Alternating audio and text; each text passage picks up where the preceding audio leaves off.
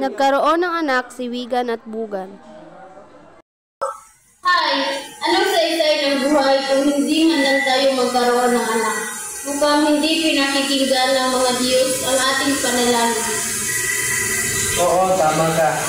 Halika muna, magluma tayo. At saka natin isipin kung ano ang dapat natin gawin. Upang tayo ay tuluyan ng magkaroon ng anak. Matagal na nag-isip ang mag-asawa hanggang nakapag-desisyon si Bugan na magtungo sa tahanan ng mga Diyos sa silangan. Sinimulan ni Bugan ang kanyang paglalakbay, pumunta siya sa Idyong, dumaan sa Pultan, nagtungo siya sa silangan papuntang Nababalingan. Tumawid siya sa ilog ng hinakip at narating ang lawa sa Ayangan.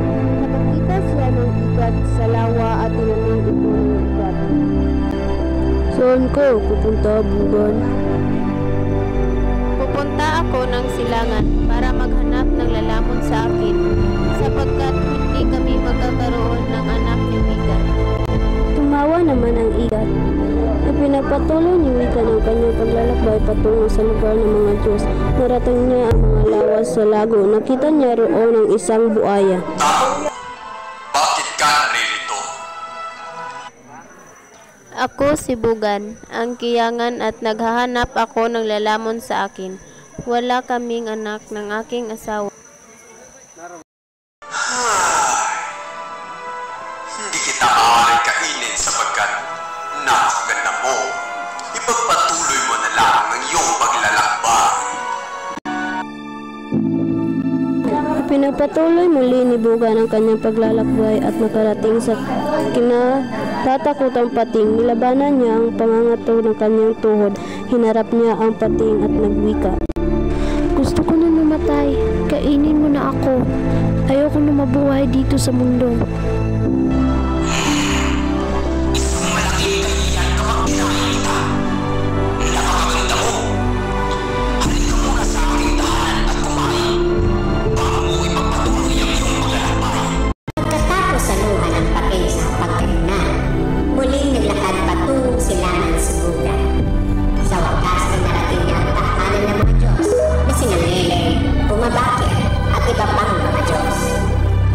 Siyang napagod kaya humiga siya sa lusong na nasa labas ng bahay. Doon, hinintay niya ang mga Diyos. Lingid sa kanyang kaalaman na sa loob lamang ng bahay si Bumabakir. Umaalinsangaw ang amoy ni Bugan kung kaya lumabas si Bumabakir upang hanapin ang naaamoy niyang tao. Nakita niya ang isang magandang babae na nakaupo sa kanyang lusong. Tinanong niya ito. Anong ginagawa mo dito, Bugan?